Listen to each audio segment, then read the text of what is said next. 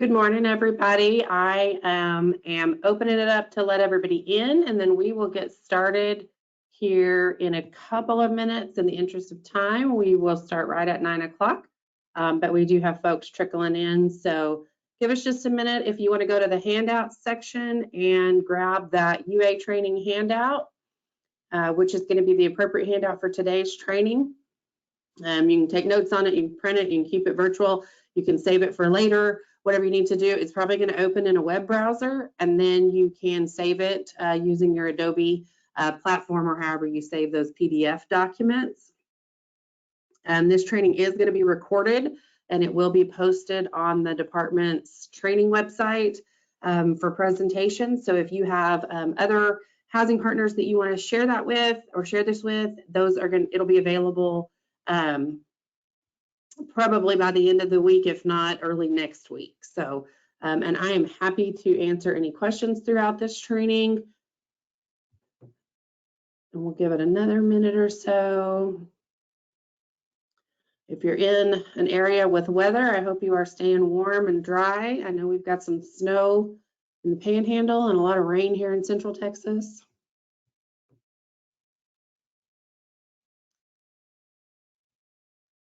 So I am showing 9 o'clock on my end.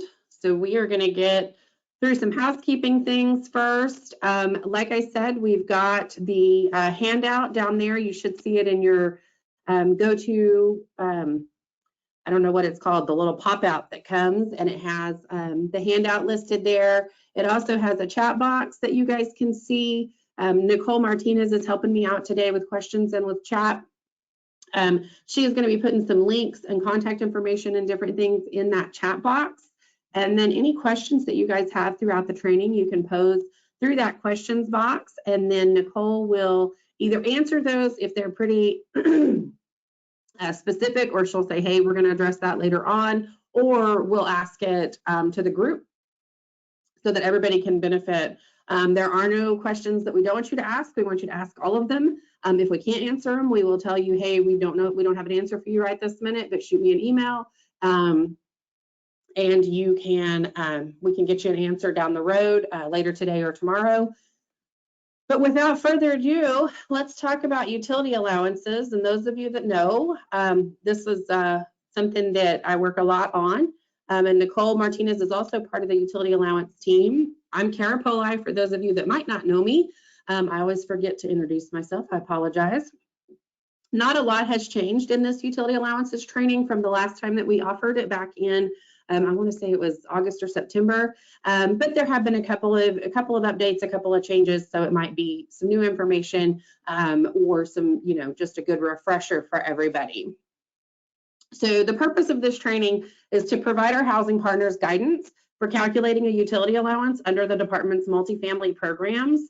The department will cite non-compliance or not approve a utility allowance if it is not calculated in accordance with the requirements of the TAC Section 10.614 and then Treasury Regulation 1.42-10 and Chapter 18 of the 8823 Audit Guide. So if you want to know where we get the answers to all of your burning questions, it's those 3 items, as well as kind of our processes and procedures. Owners are required to comply with the provisions of the above sections, as well as any existing federal or state program guidance. So your property may have layered funding that requires some additional items. So there may be more information that is required for your property versus a property that just has department funding or just has a housing tax credit program or just has a home program. So you want to be sure that you're aware of all the requirements for all the programs at your property and all your funding sources so that you can comply with all of those. We do have a frequently asked questions section, which is available on our website. You can see the link down there at the bottom, and Nicole can probably put that in the chat as well. That is going to be a good place to go if you are working on something maybe over a weekend and you can't get a hold of a monitor. Maybe somebody's already asked that question and we've got the answer to it on our website. Maybe it's in the recorded training that you can find. That's part of why we are setting up all these resources for you guys, so that you all have these kind of at a fingertip reach, so that you don't have to wait, or you can help yourself or help your teams put together these items without having a monitor, being right there if needed. But we are happy to answer the questions. We just understand that we're not always available, and so we wanted to offer these resources for you guys. So the department website has a utility allowance section on the compliance website. And the way you get there is the link at the very top of the screen, or you can go to the TDHCA website, and then you can click on that red support and services tab. It's going to do a little drop-down menu, and then you'll go to compliance, and then you'll go to utility allowances. You can kind of see on that left-hand side where that gray list is, how it's got the utility allowances highlighted, and it's got a section for applications, and then a section for existing and established developments. And then it's got our contact information for the UA team that you can also see listed there on your screen. Don't ever hesitate to email us. We are happy to help.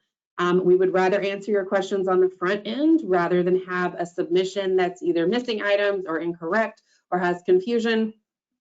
Whereas you can email us and we can help you talk through how to answer those questions or how to provide that information so that there's less confusion.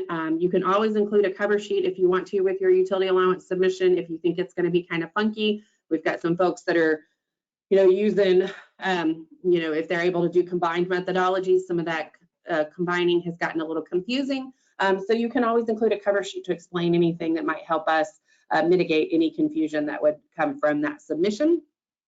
But otherwise, we're always available to answer questions. Email is going to be the best way to reach us since we do work remotely a lot of the time, and we also are traveling just like we were pre-COVID. And so we're not always sitting, at a desk with a phone. And so an email is the easiest way to reach us. And then if the question can't get answered through email, we can always reach out by phone as well. But email is definitely the preferred method to get that conversation started. So there's a couple places to find the important documents and information. The first one is going to be our website, which we've already talked about. The second one is going to be the HUD website. You want to keep an eye on both of these websites. Our website, sometimes those forms get uploaded, and if you saved that form back in 2020 and I upload it, we upload a new one next week, and you're still using that old one because you forgot to check the website, there may be some issues because a lot of times what we update on those forms is to mitigate some of that confusion that might come from those other, what we're seeing in utility allowances. If we start seeing a whole bunch of, man, I wish the questionnaire addressed this, then we're probably going to update the questionnaire to address that. So you want to keep an eye on that to make sure that you are using the most current form. I know some of you do big bulk submissions, so you might just check it before you start on those so that you can be sure that all of those are going to have the current forms. On the HUD website, that is where you're going to find the HUD instructions on how to do the HUD utility model. We are going to talk about that today. And then there's a web-based version and an Excel version. What you need is that Excel version. You do not need the web-based version. What you need to be able to submit is the Excel version. And at this point in time, I don't believe that has been updated from several years ago. So we are still using the same HUD model at this point. Are there any questions, Nicole, before we talk about definitions and terms? No, ma'am. All right, thank you. So building types, we're going to reference this HUD document that's there. And I've got a screenshot of that later on. And then we've got some additional resources from HUD where they have further explained the building type. And a lot of times that is where the confusion comes in, or the errors on the HUD model. So that is something that we are definitely going to talk about. Ask all your burning questions. Worst comes to worst, and we don't know what your building type is based on a conversation with you or on the questionnaire, we're going to ask you to submit photos of your buildings. And that is how we're going to determine what your building type is.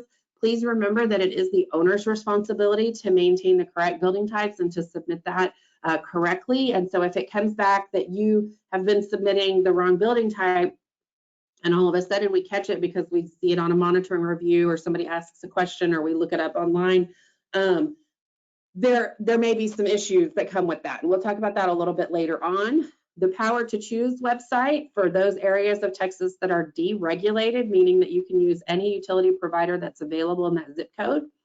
Component charges are the actual cost associated with billing of the utility.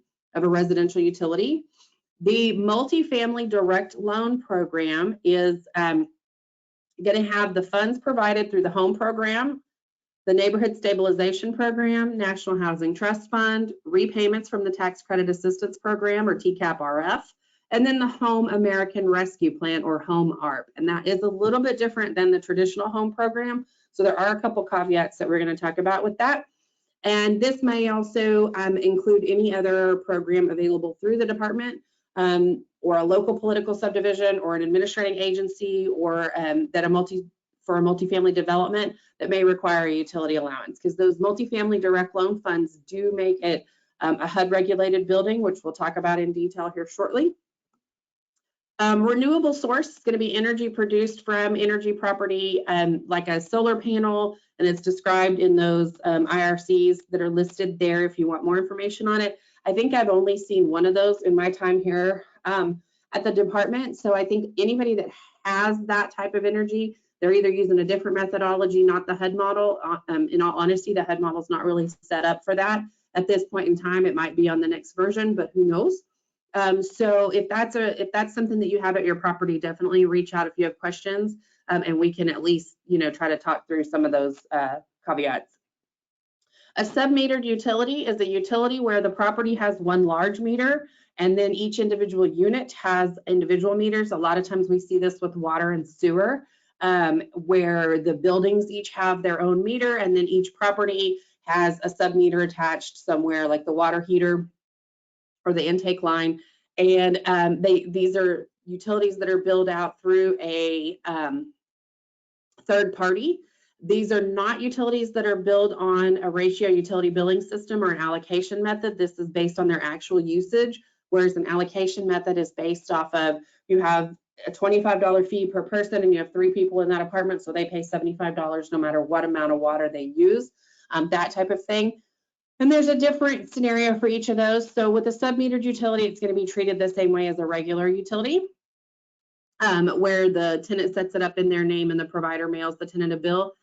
I do want to mention that they are doing some construction right above us. And so if you guys hear what sounds like a power drill, that is not me. That is the construction. If it gets too terribly loud, I will mute until it stops. It's been pretty sporadic and pretty quick to move on. So I feel like we'll be okay. But I did just hear them up there, but it sounds like they're on the other end of the building right now. So utility allowance is an estimate of the expected monthly cost of a utility for which a resident is responsible. And this does not include phone, cable, or internet. I think a lot of tenants get confused and think that this is a check that they should be getting from you guys. And so they need to understand that this is just an estimate, that the way the programs work is to deduct it from that gross rent so that they are not charged a rent on top of what the utilities are going to be. So a lot of the phone calls that we get from tenants that are upset about this because they're not getting this, or their utilities don't match this, we explain it to them. So you guys, if you guys need help explaining that to your tenants, definitely reach out and we can provide you some information. Utility provider is going to be the company that provides the residential utility service. This is also going to be known as the provider probably throughout this training. I'm probably not going to say utility provider. I'm just going to say provider. So that is going to be the term that we use for the company, the company that is billing those utilities. There are some required forms with utility allowance submission. There's always going to be a questionnaire required, and you want to be sure you're using the correct questionnaire. There is one for applications and one for existing developments.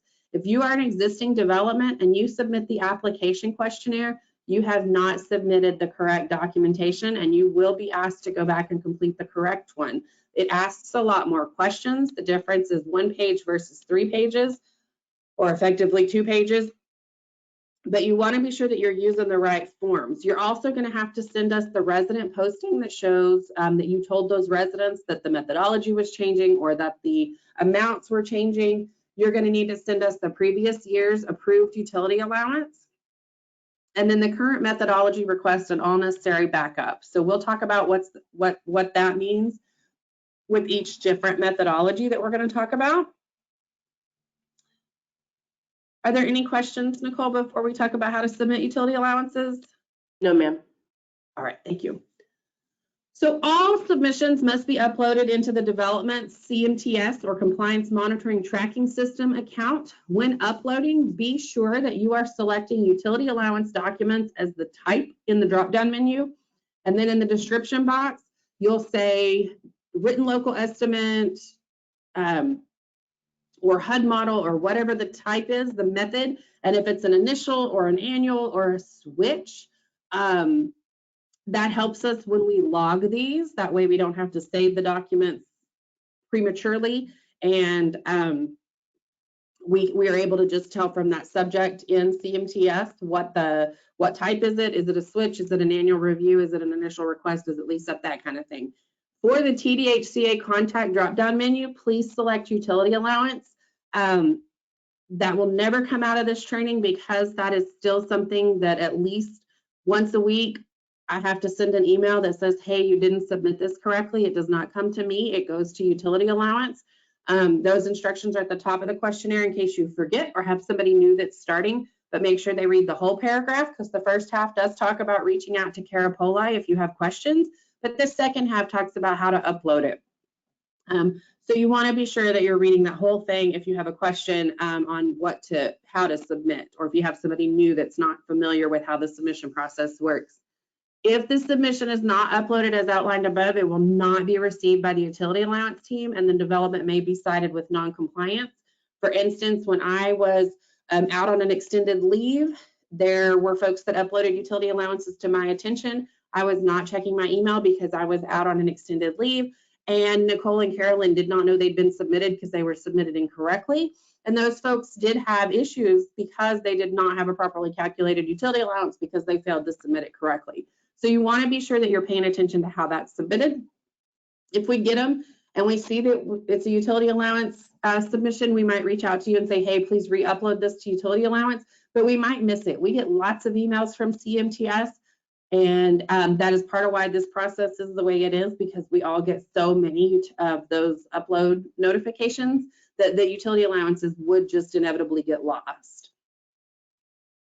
So before we jump into any methodologies, Nicole, are there any questions or anything you want to add?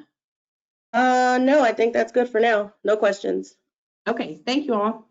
So there are 7 types of utility allowances. 2 of them are not department issued, and those are going to be the ones that come from the USDA for rural housing services. And then those are also going to be the HUD issued utility allowances where you have their project-based funding and you get a utility allowance schedule from HUD. The ones that the department is involved in are the Public Housing Authority methodology, the Written Local Estimate methodology, Energy Consumption model, Actual Use method, and the HUD utility schedule model. And I know those are not in the same order here as they are in the rule, but they're in this order because most of you are here to see how we calculate a HUD model and not here to see how we do written local estimates. So we've kind of done them in order of importance is the wrong word, but in order of, kind of who's going to have the most questions about the different methods. So the first one we're going to talk about is the Public Housing Authority method. And this is the utility allowance established by that PHA for the Housing Choice Voucher Program. So if it's a housing authority, like in San Antonio, where they have a public housing program and a Housing Choice Voucher Program, the Housing Choice Voucher UA is the one you have to use. I understand that that is a lump sum amount, and the public housing one is a line item amount. You still have to use the Housing Choice Voucher one. That's the only one I can think of off the top of my head that works as an example for that. So you want to be sure you're getting the UA schedule that is for their voucher program, not for their public housing. And if it's a housing authority that does not operate a voucher program, you cannot use it for your PHA methodology for the utility allowance. So if the PHA publishes schedules based on different building types, the owner is responsible for implementing the correct schedule based on the development's building types. So if your building types are duplexes and they issue a single family attached utility allowance and a multifamily utility allowance, you're going to need to use that single family attached or duplex utility allowance, not the garden or walk-up apartments. And I've got an example of that. You also want to be aware that if the PHA publishes a UA schedule specifically for energy efficient units, and the owner desires to use that schedule, they must demonstrate that the buildings meet the PHA specifications for energy efficiency once every 5 years. And that's going to need to be updated or uploaded every year and then renewed on that 5-year basis. We're not going to look back at last year's submission to see that that documentation was there. We want each one of these to be kind of a standalone submission that has all the required items. If the PHA schedule lists any flat fees for utilities, like for gas or electric, if there's a fee, those must be included in the calculation of the utility allowance for the utilities that the resident is responsible for. If this PHA schedule reflects a rounded amount, then the PHA method of rounding should be used. Excuse me. So if they say 1125 and they round that to 11, we're going to use the 11. I understand that according to most methods, we would round that up, but for the PHA schedule, we're going to round that to, we're going to use whatever rounding they used. This methodology must be used for voucher holders from that PHA unless the building has MFDL funds. So if you have home funds in that building, the home UA is going to be the applicable utility allowance for all units, regardless of whether or not they hold a voucher.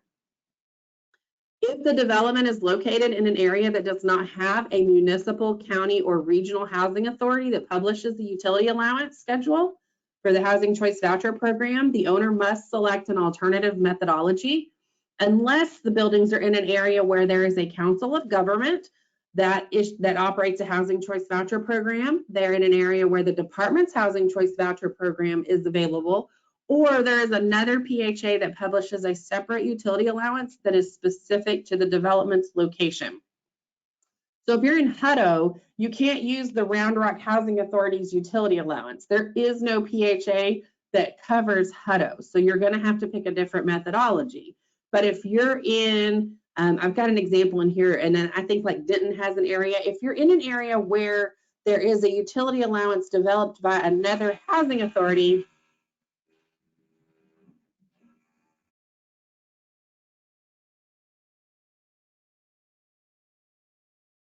if you are in an area, sorry, they started drilling right above me. If you're in an area that has another housing authority that develops the schedule for your specific area, you could use that. And I have an example of what that looks like here in just a second. Annual review by the department is not required unless there's a change in the utilities that the resident is financially responsible for. And the home ARP program is allowed to use this methodology, whereas the home program is not. But under the home ARP program, annual review is required. So if you have home ARP funds, or you're going to have home ARP funds, you are going to have to submit your PHA request at the initial, like you would a normal application. And then you are also going to have to submit it annually, just like it was any other methodology. But that's the only program that's going to require annual review of this PHA method.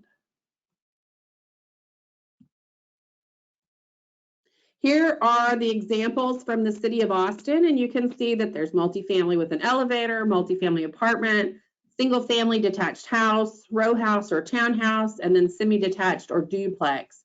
So if you're not sure what the definition of these is, you would reach out to the housing authority to find out what utility allowance you should be using. And the question is always, if you had a voucher holder in that building, what utility allowance would they be given with their voucher? So that's always the kind of the quick and easy way to get to the answer.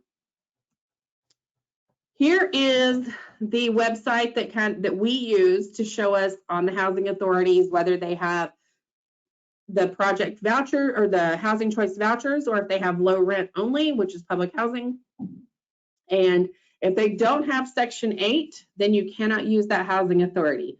So you can see like the Housing Authority of Abilene has combined, which means they have both Section 8 and public housing. But the Housing Authority of Alba only has low rent. So if you're a property in Alba, Texas, you cannot use that housing authority to develop or to calculate your utility allowance. You're going to have to pick a different methodology. This is also the report that we're going to use the code for the HUD model later on. So when I reference that, this is what I'm referencing. So here's an example of the PHA method where it is the Denton Housing Authority calculating the utility allowance for the city of Louisville. You can see that that's all there at the top, and you can see that the it's outlined, and the city of Louisville would be able to use this utility allowance even though they don't have that they're not actually in Denton, or there isn't a housing authority in Louisville. So this would be acceptable, but you want to be sure that it's calculated for that area. There's an area out near Abilene where Abilene calculates a utility allowance for in Abilene, and then for outside of Abilene, but still in their service area. Because that outside of Abilene UA is not specific to the towns that are in the service area outside of Abilene, it cannot be used by those properties that are in that area. So that's an area where, yes, they calculate it, but it's not specific enough for us to allow that to be used. Are there any questions on the Public Housing Authority methodology before we move on to written local estimate? Let's see, one just came on as you asked, so I'll go ahead and read it out.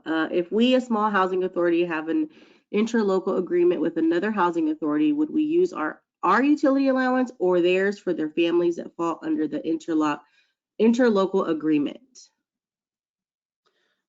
I would have to know more about that before I could give you that answer, I think, because it's going to depend on where they're located. So that might be one of those questions that you need to email us on, unless you know the answer, Nicole. No, yeah, I think we need to look a little bit more into this, the actual agreement with the interlocal stuff. Yeah, I think we would need to see that some specifics. That's going to be an easier one to talk through with real life scenarios, which we can get into offline versus in this training. Yeah, so there's another one if you want to just clarify this for Ms. Roberts. We have a property in Dallas and often get vouchers from Dallas County, Dallas Housing Authority, Garland, Mesquite, and Plano. Can we use the DHA schedule for all? I think that kind of goes into what you were talking about, the specific cities on those schedules. I think you're muted, Kara. Sorry, they started drilling again while you were asking while you're reading the question. Sorry, thank you guys. So if you have a property in Dallas, then the Dallas Housing Authority is the only applicable utility allowance that you can use. Same thing in like Houston. If you are in Houston, that is you may also have a voucher from Harris County or from Dallas County, but you are in the city limits, you have to use that city housing authority.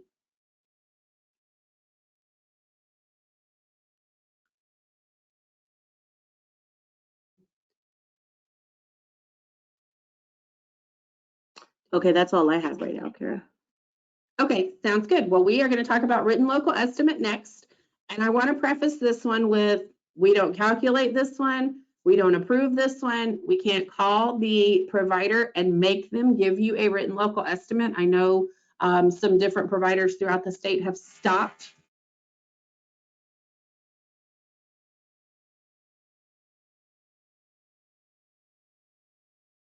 They have stopped providing these to you guys. We don't have the authority to call them and say, hey, you have to give these out. The written local estimate must come from the local utility provider. It must be signed by the provider representative. It must include all component charges for providing the service, and it must include all items which contribute to the utility. So if they send you a written local estimate and it does not list air conditioning as one of the items included in the charges, we are going to send that back to you and say, hey, this is not an effectively complete utility allowance because it does not include all the things for which the tenant is responsible for.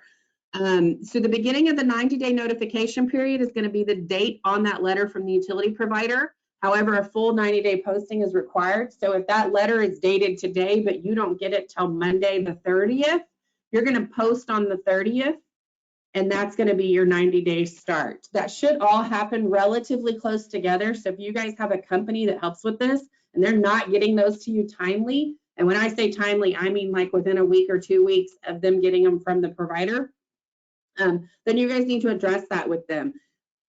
So if you get one today and you post today and you don't submit to us until April, your 90-day posting, you're going to have to start it in April. So it's going to delay your process. So you get the letter from the provider, you post to your tenants, you upload to the department. We're going to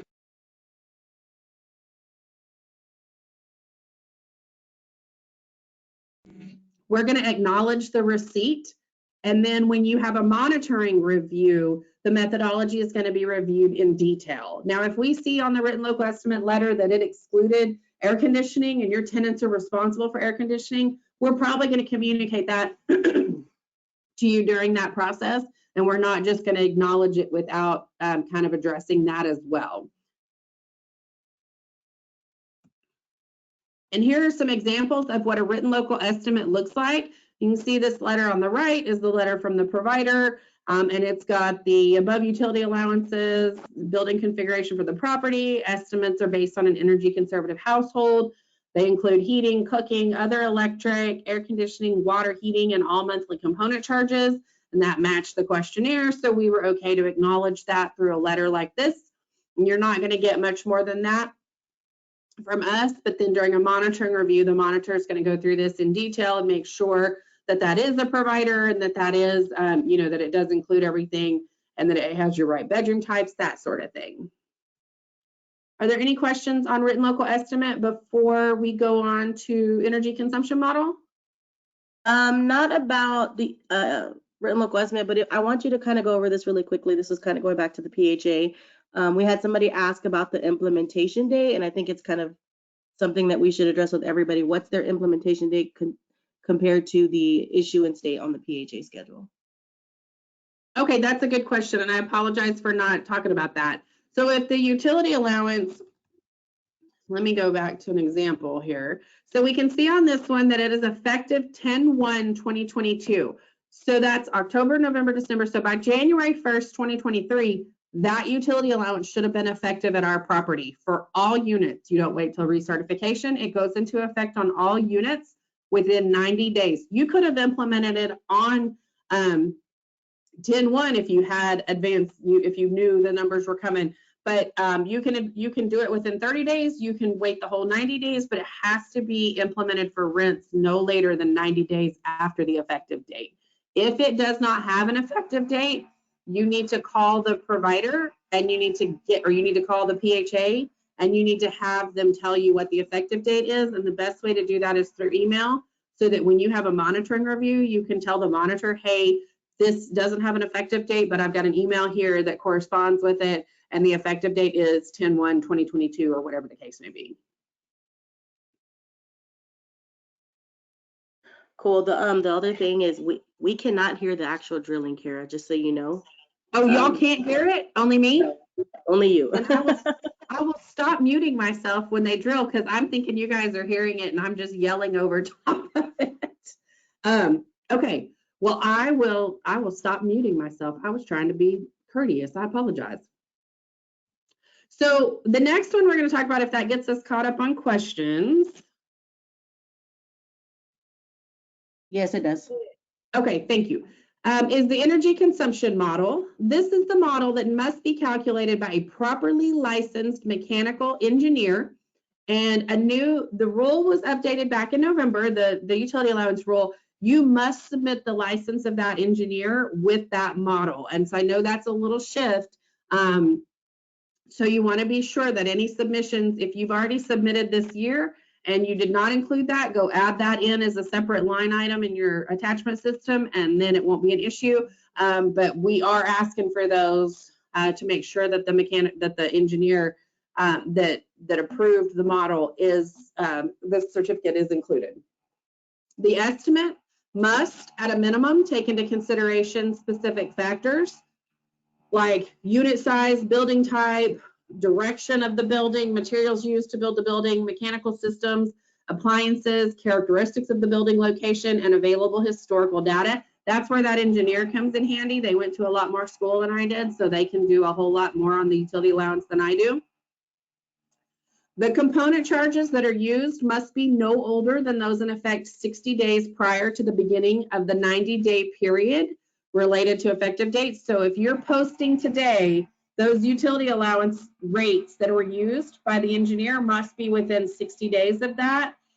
We've got some engineers that don't include that when they submit it to you guys, or you guys just aren't sending that into us. We must have that. We have to be able to verify that those rates are within 60 days of the beginning day of the 90-day posting period. So if the engineer is sending those to you, you need to send them to us with that packet. And if the engineer is not providing those to you, then you need to get those from them so that there's verification that the rates were verified within 60 days. The beginning of the 90-day notification period should be 60 days after the end of the last month of the 12-month period for which data was used to compute the estimate. That's on the engineer too. They're doing that for you if they are doing this correctly, and I don't think we have any that are not doing this. So that's kind of a function of what they're doing.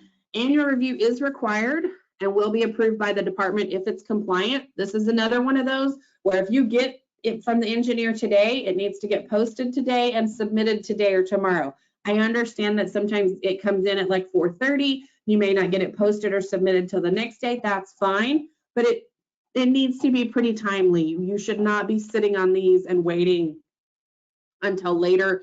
If you're trying to line up with like income and rent limits, then you need to adjust when you have them reviewed and when you have them submitted. Last year was the first year that I'm aware of, I believe, that we had to deny because the rates were too old. So you want to be sure that you're getting them submitted so that that does not happen. Here's an example of what that's going to look like. The letter on the right, with the highlighted down the middle, is the letter from the engineer, and you can see it's got the date, it's got the utility allowance, it kind of tells us all the things, and then on the second page it's signed by an engineer. And then we're going to issue a response, and we're going to say, hey, you posted on this day, it's good for, for rents due after this day, energy consumption model and bedroom types. If we get something wrong on this letter, say we put 1, 2, and 3 bedrooms, but you don't really have 3 bedrooms, you have a 2-bedroom townhome, you need to email us or contact us within 5 days of receipt of this letter to say, hey, my building type is wrong or my unit type is wrong. Can you please issue a revised response? Email is going to be best on that because it's got a date and time, and we're able to communicate back to you. And then we can save that email in the folder. It's really hard to save a phone call. So if you guys get your utility allowance, look at it immediately. It may not be in effect immediately, but look at it and make sure that it truly is indicative of what your property has and what's applicable to your property. And if it's not, email us within 5 days of that issuance so that we can get it corrected for you. Are there any questions on the energy consumption model before we go on to actual use? No, the only one that I did come across, but I answered it, but I guess we can just kind of address it, is someone asked if it's just the license or a letter confirming that they reviewed it. It's the license. We want to see the actual license that shows the engineer's name, when it expires, that sort of thing. We want the actual license. And I've talked to several of the engineers in the month of December because this kind of created a little bit of a panic. And I've talked to several of them, and most of them are aware of it, that we use regularly. So this is it wasn't a difficult thing for them to work through. It was just an easy, they obtained it and we got it uploaded to each property. That's all we have. Okay. So the next method we're going to talk about is actual use methodology. This is an allowance based on an average of the actual use of similarly constructed and sized units in the building using actual utility data and charges. You guys on your end have to develop a spreadsheet that puts all this into kind of a one place. You have to obtain utility bills, you have to get releases. There are some companies that help with this. But upon receipt of the required information, the department will determine if the owner has provided the minimum information necessary to calculate. If not, we will reach out to you. Generally, that will be me. I'm the one who usually handles these. So if you have a question on this or you are interested in switching to this methodology, I'm your person. You can shoot me an email. We can talk about it in detail. We will complete these requests within 45 days of receipt. The update and all backup documentation must be submitted to the department no later than August 1st. If this is the method you use, highlight that date on your calculator or on your calendar and start working on these in June so that you can meet that August 1st deadline. The reason that August 1st deadline is there versus October is so that we have the 45 days to issue it to you. We have a little bit of a cushion so that you guys can ask questions, or we can correct anything that might come back kind of wonky, or if we get the wrong unit size or there's an error, we've got to go back and forth a little bit at the front end because it's missing documentation. So you have to have those in by August 1st. I try to be pretty lenient with that. However, it's in the rule for a reason because it can put us in a bind if it's not submitted. These do take a little more work than the other methodologies. But this is by far the most effective way to calculate a utility allowance because it uses actual data, and we use the average of that versus it using some data that HUD put into a HUD model. The engineering model is similar to this, but they take in a whole lot more factors than what we do for this one. So once the department issues the response, the development must then post to the tenants on the date the department issues the response. Again, if I don't get you the response till 3:30 in the afternoon, and it's got to go through a compliance group before it can come to you, it's probably going to be the next day that it's going to be posted, but you need to move that effective date one day, and you need to understand that there still has to be a 90-day posting period. At 90 days is so that your tenants have the opportunity to reach out to me, and believe me, they do reach out to me. I hear from a lot of them. So I always know when you guys actually post. And on the off chance that the wrong provider was used or that something was off with the submission, that is how they have their way to say, hey, this isn't right, this isn't who we use, or this isn't, oh, that one's loud, I'm shocked I can't hear that. So be aware that that posting matters, and it does have to be for the full 90 days. So what you as the owner must provide is a minimum sample size of data for at least 5 continuously occupied units of each type, or 20% of each unit type, whichever is greater. If there are less than 5 units of any type, then the whole data must be submitted. So we're going to use 100% of the units. You will upload into CMTS using data that's no older than 60 days prior to the 90-day implementation period intended. So it has to be, if you're submitting 45 days before the 90 days starts, that gives you 15 days of data. So you've got to basically wrap this up and get it submitted to the department immediately so that that 60 days is met. We need an Excel spreadsheet that lists each unit used for the sample size, their unit number, number of bedrooms, bathrooms, square footage, the household's move-in date, and the utility data for the 12-month period, along with the component charges in place at the time of submission. If you include all your units on that spreadsheet, I'm going to use all the units that have 12 months of continuous data. If you don't intend to do that, then don't submit all of them. But if you miss that 20% mark, I'm going to email you back and say, hey, I don't have enough. So you want to be sure that you're calculating. And if the 20% is like 8.3 units, you need to round that up to 9 because you don't have 0.3 of a unit, and we're not going to round down to 8. You're also going to need to submit all documentation obtained from the utility provider and/or copies of the actual bills. So if the provider sends you a spreadsheet, you're going to submit that. If the provider sends you bills that you then put into a spreadsheet, you're going to send us those bills. You're going to send us a rent roll showing the whole 12 months that data covers. And then you're also going to submit the approval letter from the previous year's utility allowance, and you're going to submit a questionnaire. So kind of all the same stuff, but your backup for this one is a whole lot more. So if this is something that you're interested in switching to, there's definitely a process to go with it. We do have a lot of properties that use this. So it is not, it's not an archaic method or an unheard of method, but it's definitely one that takes a little more work on your end from the start. Here's kind of what that looks like. You can see a rent roll in the background and then the utility allowance questionnaire. And then these with the yellow are kind of what the spreadsheets sometimes look like. They have a unit number and a move-in date and all the data, and then we average that up at the end, and then we kind of take the rates and average that up and we put it all together. So we kind of do it the same way that a HUD model does all the rates, but we're using actual data versus what's built into that HUD model.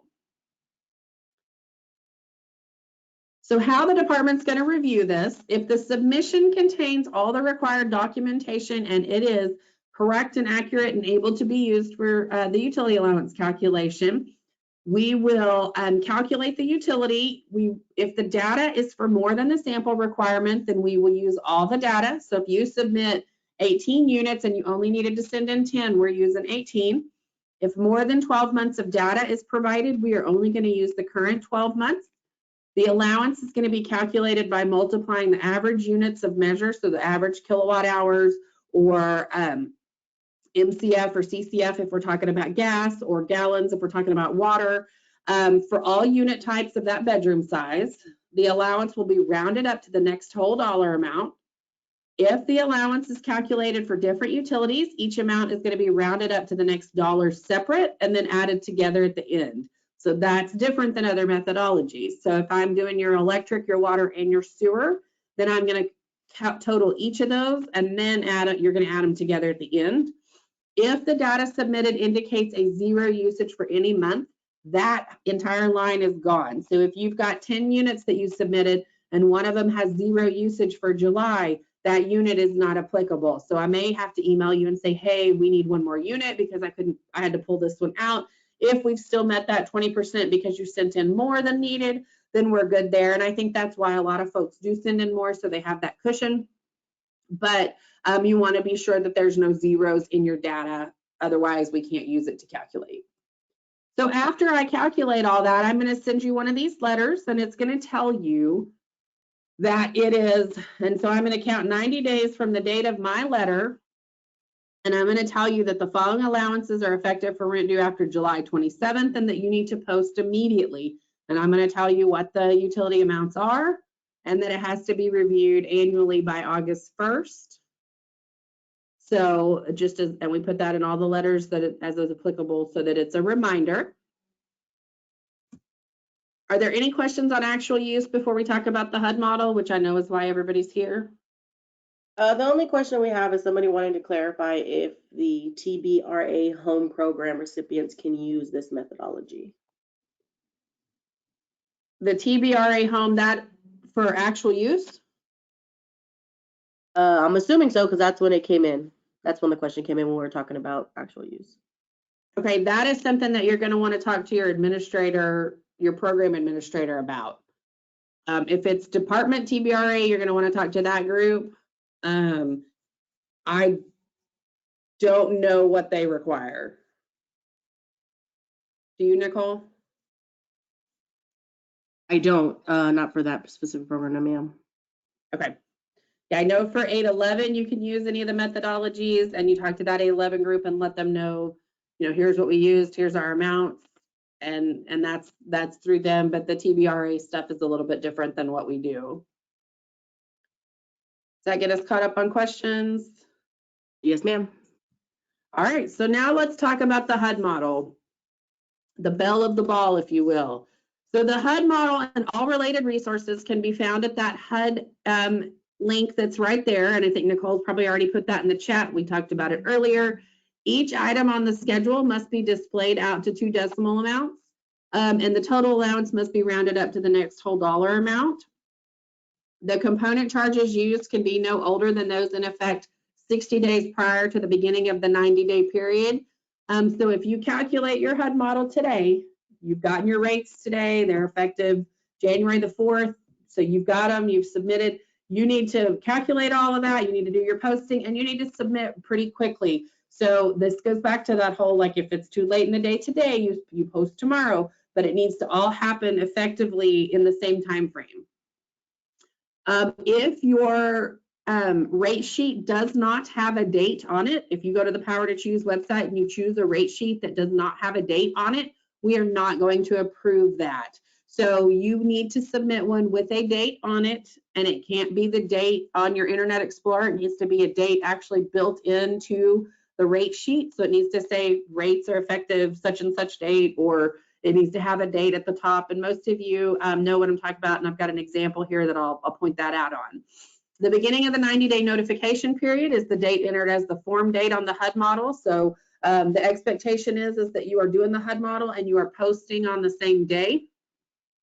The allowance must be calculated using the Microsoft Excel version available at the link above at the top, with no changes or adjustments made to anything other than the entry that is required to complete the model. So you cannot go through the usage data that's on that first tab and edit that. You can't unhide tabs and edit any of their hidden data, none of that. And I don't think anybody does. We just have to put that in there because it's required.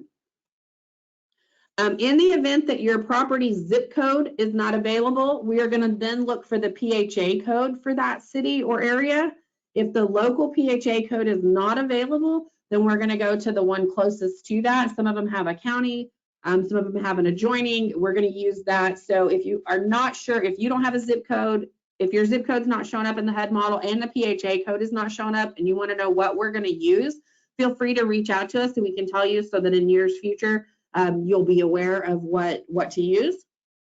If the owner elects any of the green discount options for a development, documentation to evidence that the units in that building meet the green discount standard as prescribed in the model is required for initial approval and every subsequent annual review.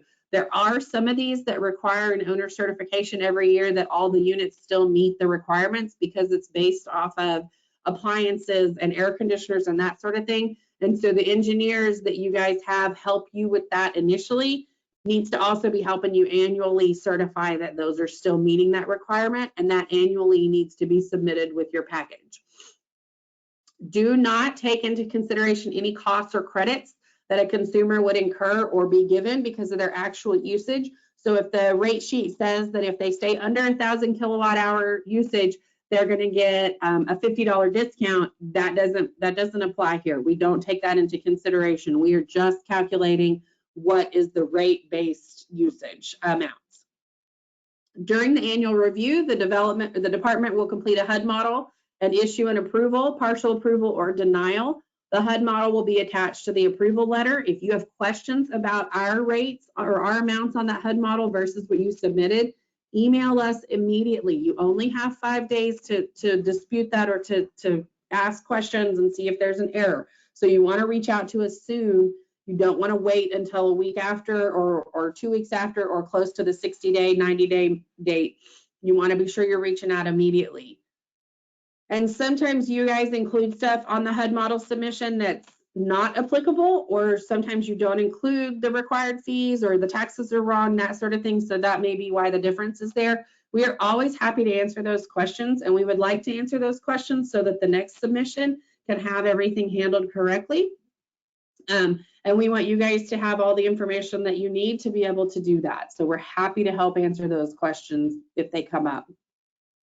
So let's talk through a couple of HUD models. The first tab is the location tab on the HUD model, and you're going to enter the zip code of the development. If the zip code's not available, you'll go to the PHA code. So we're doing a Houston HUD model here. If the zip code in Houston wasn't available, we would have found the Houston Housing Authority on that PHA list, and that's the code we would have entered. We're then going to enter the property name in the next box, whereas this one says Houston. We would have put in, Pandora Springs or whatever the property name is. We're not going to change the state because it's in Texas. And then this is the form date that the posting was referencing. So this is going to be the date that you are actually calculating you're building your HUD model on. The climate data is going to populate based on that zip code or PHA code, and that's what's going to drive the rest of the HUD model. So you do not want to change anything down there because that's all coming from another spreadsheet. And that's where if you start changing that stuff, it's going to make it an ineffective HUD model and we're not going to be able to approve it. That's also part of why we always do our own, so that if something happens to the HUD model that you've submitted, and I don't know, maybe your cat walked across the keyboard and wiped out something that was necessary and you didn't even realize it. When we do ours, we're going to do a fresh and clean HUD model so that that's not an issue on there. But that climate data should not be changed for any reason. So we talked about the Power to Choose website. you will visit the Power to Choose website, and you will type in the zip code, and it will tell you there are plans found or there are no plans found. If no plans are found, then you are in a regulated area and you need to obtain the rates for that area. Now, there are instances where the zip code is on there. There are parts of Austin that have the zip code on the Power to Choose website, but that part of Austin still has to use Austin Energy. You guys, as the owners and the management groups and the on-site folks, have to be honest and tell us that. Don't use a Power to Choose rate plan if the property tenants can't use that rate plan. So if you know you're in the city of Garland and Garland has its own city utility provider that you have to use, but the zip code for Garland still shows up on Power to Choose, don't submit a Power to Choose rate plan. You need to submit the city of Garland. And that is just an example. So I'm not saying that that's ever happened. I'm just saying that you've got to be sure that you are using the provider or a provider that is available to your tenants. You want to then click the view results button, and that's going to take you to the list of providers, and you can do, right here, there's a link to do an Excel spreadsheet, and you can sort those by rate. And I think that's what a lot of those big companies and the folks that are really well versed on this, that's what they're doing to get you those lower rates. But if the department is calculating it, we're going to use the median rate. So we save that Excel spreadsheet. And then when you need to get your rate sheet, you're going to click on this fact sheet link. Be aware that that needs to be included in your submission. If it's not and we can't find it, then we are not going to be able to approve your utility allowance. Oh, my mouse disappeared. So here is a fact sheet, an electricity facts label, and you can see it's got a whole lot of mumbo jumbo. It's got a whole lot of stuff on it that we don't really need to know. What we need to know is this top section. And so we can see here that this is just energy. It's a fixed rate, sustainable living bundle 4. That's the name of the rate plan. CenterPoint Energy, you want to make sure that is the provider for your area, and it should be if you got this from the Power to Choose website. And then the date, this is the date I was talking about. So your rate sheets are going to have a date similar to this. So what we're not going to look at is this average right here. We are not concerned with that part. What we're going to look at is right here. We want to know the energy charge, the pass-through TDSP distribution charge, and this is what comes through that CenterPoint Energy charges, the customer charge of $439, and this one-time TerraPass, that's something we're not going to include in the utility allowance. That is something that is different, or that is something that is just specific to this rate label. That is a one-time fee that is not going to be set up for a monthly, so we would not include that in the calculation of this utility allowance. Like I said, if there's not an effective date on the EFL or the electricity facts label or rate sheet, we cannot use it. If it does not have these pass-through charges listed, it is your responsibility to go get them, and you would need to then submit the backup for that. And there is, most of them that don't have it included tell you where to go get them, and so that's effective, but those are also pretty standard. So there's a website, and we'll look at that here in just a second on where to go get that. So here is where to get the current charges for TDUs. You can go to this website right here, and then down at the bottom, and that is going to take you to something that looks a little bit like this. And you're going to use, this is the fee or the charges, and then this 342, 547, these, I don't think these are the same right now, but those are going to be the rates that you're going to use for the customer charge. So if your EFL that you pull or your rate sheet that you pull does not have those and does not tell you how to get them, this is where you need to go to get them. And this is going to be the information that's used on that HUD model. And this is from the Public Utility Commission, so this is where they report those. And it's probably been updated since March 1st of 2020. So you're not going to want to use these rates. You're going to want to go to the actual website and get the new one.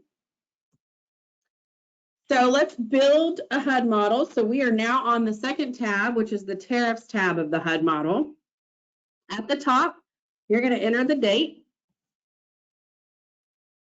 And then you're going to enter the utility provider, the name of the plan, and the date of the plan. That's all stuff we got off that rate sheet.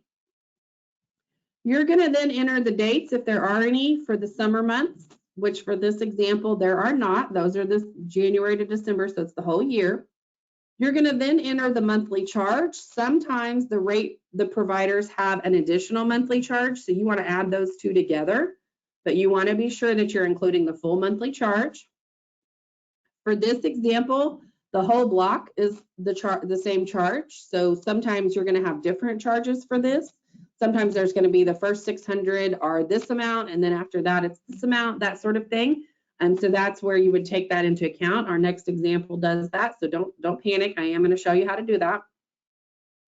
The cost of the corresponding rate block would go here. So all of our rates are the same. We're going to go through, so each of our kilowatts used or kilowatt hours used is going to be the same rate. So we're going to put that there.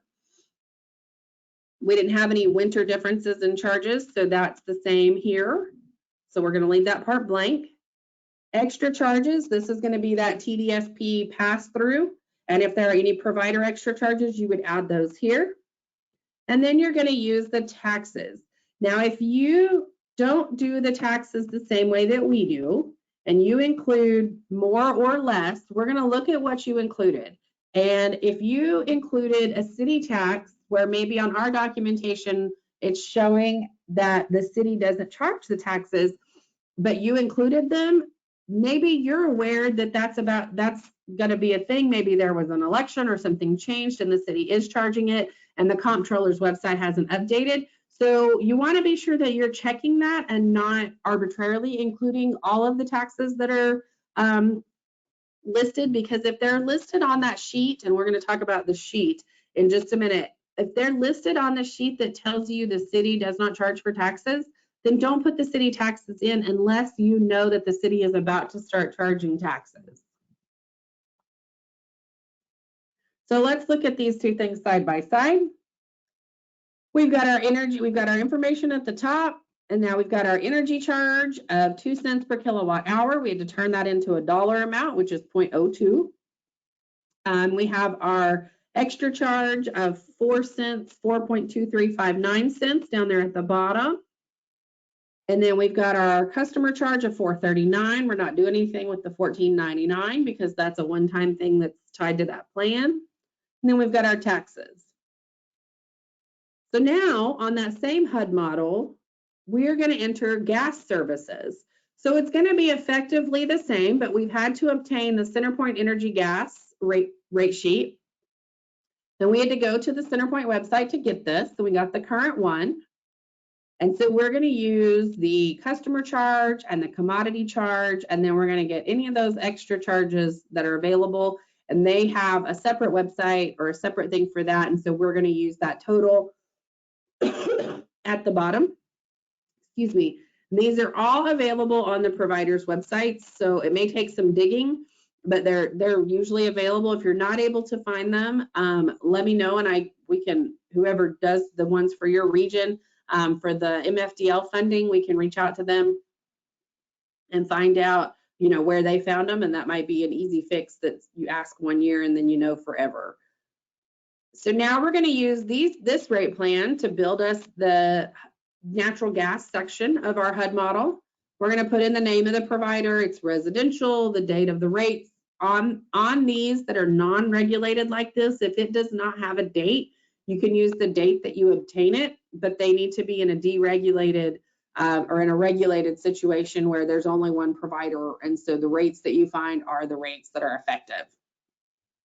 For gas and water, you're going to have to change the measurement units. So we saw on the rate sheet that it was CCF, not MCF. So we changed this to CCF. There were no months charges difference. So we left our first month of summer and last month of summer to be the whole year.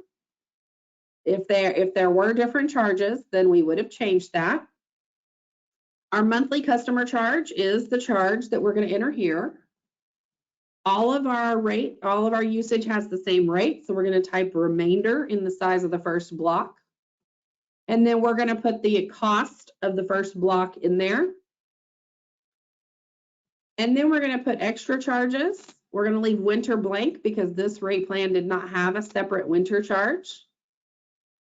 And we're going to put our extra charges in, and then we're going to put our taxes in. And taxes for electricity and gas should be the same. So if you've already calculated those for electric, then they're not going to change for the gas because they have the same electric or same tax setup.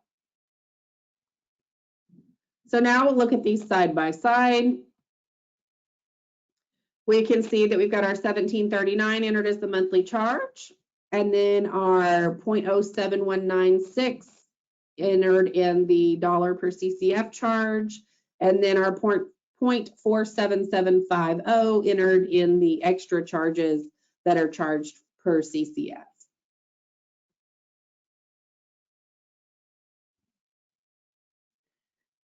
Are there any questions on gas and electric entering them in the HUD model before we move into water? No. Okay. So for Houston, they have a multifamily water rate structure. And so that is what we used for this example. Some cities have this, some just use their residential rate. So you're going to want to be sure that you are using the correct rate plan for whatever your provider issues for your community or for your multifamily development. You'll use all charges on the bill that would be present on a tenant's bill. We do have some folks, especially in a sub-metered situation where maybe it's got that larger meter size, that send in a copy of the building's bill so we can see the meter size and we can kind of divide that by the number of tenants, that sort of thing. We generally are going to use that smallest meter size unless there's evidence that a different size meter is included or is available. So let's put this one in. This is the city of Houston, April 1st. Measurement units, we did change to gallons. So water, you're going to have to watch that. It'll get really, really kind of crazy if you don't. The monthly charge is that $596 from the rate sheet.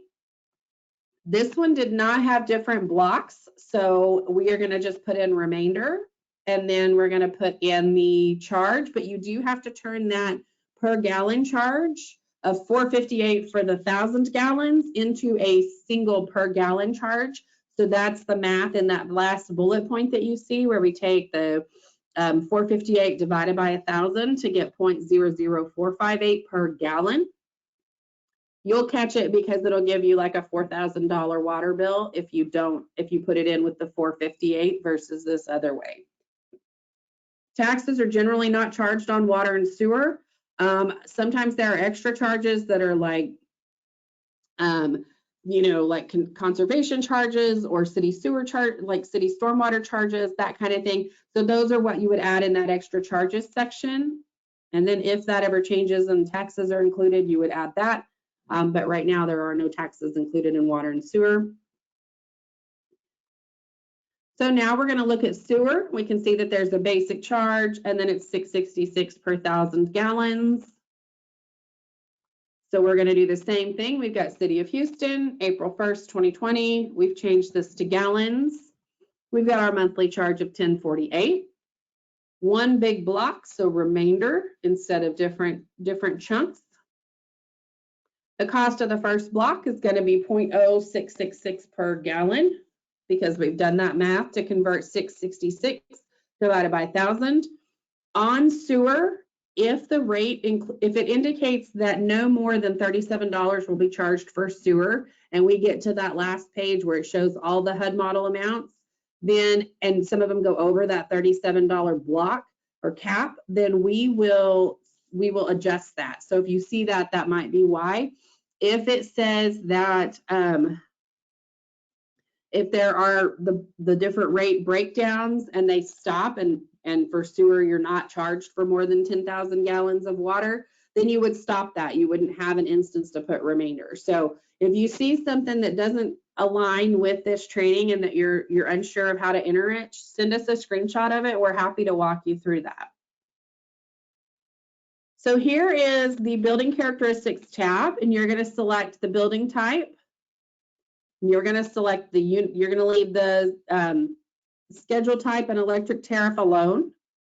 If you have a green discount, you're going to enter that. And then you're going to also know that you have to submit all the backup. And then the utility sources, you're going to update that. So if your space heating is electric heat pump, you need to have that on there. But if your questionnaire says resistance and you enter heat pump, we're going to have a question.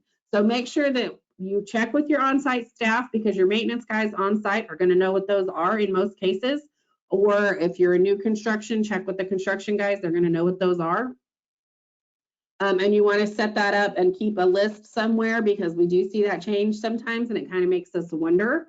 You're going to want to make sure that if cooking is gas or electric, for this example, it's going to be natural gas. And then we've got other electric and air conditioning. Water heating is natural gas. And then the tenants pay water and sewer. So those are all applicable here. A lot of our errors that we see are driven by this page right here. It's got the wrong building type. It's got electric resistance when the space heating is heat pump. And that matters because that's going to drive this page. So if you've told it on the previous tab that it was heat pump, but you've left electric resistance on this end, it may not have the right amount. So you need to be sure that those all kind of match up with what your actual property has. So you can clear the data. You can see I've cleared the data on space heating for everything but the one that's applicable. Same thing for cooking. I've cleared out trash, range, microwave, refrigerator, and other. You don't want to clear out anything that's applicable. So don't accidentally erase air conditioning, because then you have an incorrectly calculated utility allowance. And what you told your residents the utility allowance was going to be is not actually what it's going to be. It's going to be higher because we're going to have that. We're going to use what we submit to you that's going to look like this. The yellow number highlighted at the bottom is going to be the utility allowance that's effective for your property. And you're going to get a letter from us that's accompanied by this. I don't think I have the letter in here until the end. So you're going to get a letter that says you've submitted the HUD model. You've told us these are the utilities they're responsible for. You have indicated that these are your building types and that this is what the tenants are responsible for. You posted on this date. Here's your effective date for rents due after such and such date, which is going to be the 90 days. Are there any questions on that HUD model, Nicole, before we go into this other example? No, ma'am. Okay, so the location tab doesn't change. You're going to enter the zip code. This example is going to be out of San Antonio. Texas is going to stay the same. The form date is going to be the date that you calculate on. And the climate data is going to get left alone. So if your cat walks across your keyboard, you're going to have to start over if they wipe out any of that climate data. So for San Antonio, that is a regulated area. So you want to obtain the rates from the area that's regulated. So we know in San Antonio that it is CPS Energy. If you're in the Panhandle, it's going to be XL Energy. Depending on where you are, it's going to depend what your property gets a bill from is where you need to go to get the rates. So you guys should be able to find that out pretty easily. If you are unable to find the rates on the provider's website, you need to email or call the provider for the location of the rates. I learned in December that a lot of folks in South Texas do not put their rates online and they don't like to give them out over the phone. They want to email them to you or fax them to you, and I don't know how to work the fax machine up here, so we had to work through email, but you have to call to request those. It's kind of an ordeal. So I can understand that you guys would need to start on that a little bit earlier. But anyway, so the CPS rates, we can see here that they've got a residential electric rate, a residential all electric rate. And while I have you all as a candid audience, I want you to read the sentence underneath residential all electric. That is available only to all electric homes with active CPS Energy accounts on this rate prior to June 2006. It is 2023. Your tenants now do not have access to that rate plan. Do not submit a HUD model with that rate plan. We are going to go to the website and we are going to pull this residential electric rate and we are going to calculate your HUD model and send it back to you. And then you're going to say, hey, your rates differ from our rates. And I'm going to say, hey, you used the wrong rate plan. So I went and got the right rate plan and we're moving on. So you also want to be sure if you're in San Antonio, it's got your gas and everything are from this provider. So it's kind of an easy one-stop shop. So when you search on the provider website, they usually have a search and you can find the rate plan or the tariffs, and that's usually the easiest way to get there. So for CPS Energy, we can see the rate sheet on the left. They did update their rates. I believe it was March of 22. So if you're using old rates, I haven't seen anybody using old rates, but you want to be sure that you are checking those plans. when you start doing these models so that you are getting the most current rates from these regulated providers. On this one, we can see that there's a service availability charge, and then there's an energy charge, and then there's a peak energy charge, and it has an asterisk. We can see that that is only applicable during the summer billing period of June to September. So we've got to change our summer months on our HUD model. So the fuel cost factor is not always on the rate sheet because that is something that changes monthly. So for CPS, it's super easy. You can find it on the Understanding My Bill, and then it has this total that you can look at for the month, and you're going to use the factor that's got the regulatory factor and the retail electric factor added in, and that's going to be our extra charges for this rate plan. So let's put that together. We've got our date, we've got our provider, our rate plan, and the date that it was effective. We have summer rates on this one, so June to September, and those are just drop downs. It's super simple. We've got our rate plan monthly customer charge. The size of our first block, it said, was 600, and everything else was a higher charge. So we've put 600 in the first block, and then we've put remainder in the second block. The first block is that 6.91 cents per kilowatt hour, so we've turned that into a dollar figure. And then we've added in that extra charge that is charged to usage in the summer months after the 600. And then for winter is going to be all that first rate block. So it's going to be remainder and then the cost. And then we're going to put our total from that additional, those regulatory fees that we have to add in. And then we're going to put our taxes. So the San Antonio is a city that does not charge taxes on electric and gas. So you would not include the city taxes in here. This is just going to be the population taxes and the PUC taxes. So you can see these side by side. We've got our 875 service charge. We've got our 600 kilowatt hour for the first rate block, and then remainder. We've got our rates in there. We've got our extra charges. We've got our taxes. So this is this effectively matches. And if you want to put the screenshot of these next to your HUD model on the tariffs tab, you can. Those are always helpful for us to see how you guys calculated it if we ever run into questions. So for San Antonio, we also did trash. And you can see here that it's got solid waste, small, and then they are taxable. So you could use those taxes there. This data is going to be used on the tariffs tab, and it's going to be the same for all units. And we're going to use the smallest method because if they wanted to upgrade, then they could, but they're not generally required to. Not a lot of you charge the tax, the trash like this. So, but I wanted to be sure we had a full example in here. So then we're going to use the total taxable on 18 on that smallest option. We put 18 for each one. I didn't add in the taxes, but you can call the city and find out what the taxes would be. And you would add that in. And this is going to be in those, this is still on your tariffs tab in your HUD model. So you can see 18 across the board, no matter what unit size it is.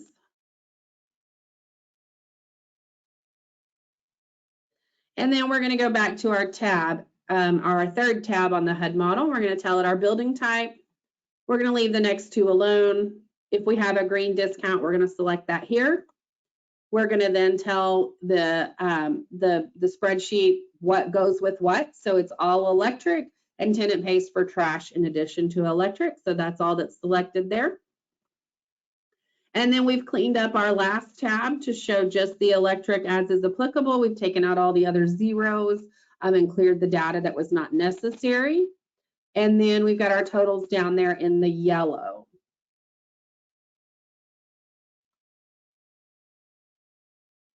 So are there any questions on the HUD model before we talk about where to find taxes? No, nothing yet. Okay. Everybody's just trying to figure it out. I got it.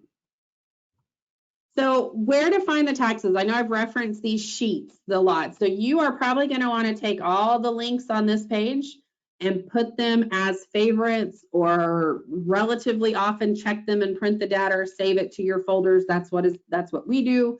However, we were not super diligent on that, and we did find a city that had started charging taxes, and one of our housing partners graciously told us, hey, the city now charges.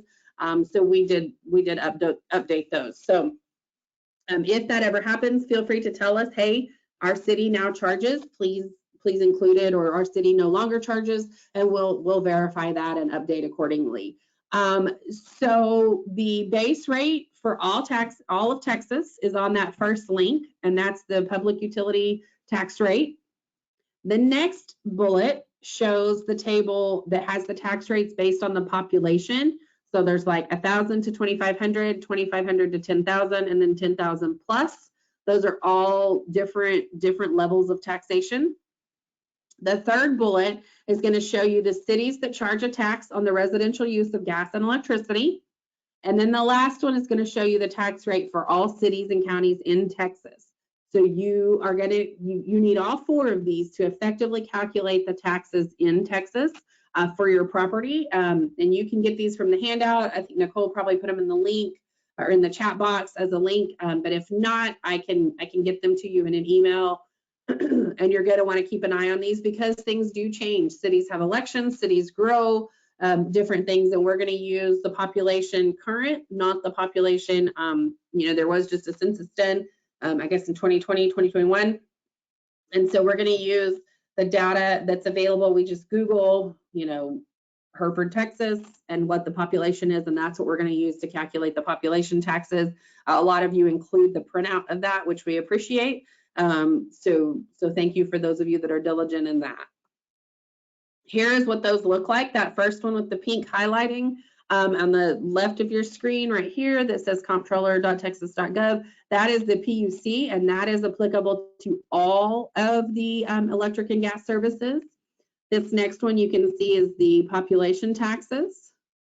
And then this one on the right, as you can see, is the city and county taxes, and we only include the city. So obviously I know you can't read that, but that's something that you can get from that link. And that has changed since October 2020. So if you can read that and something looks off from what you know to be true right now, that's probably why.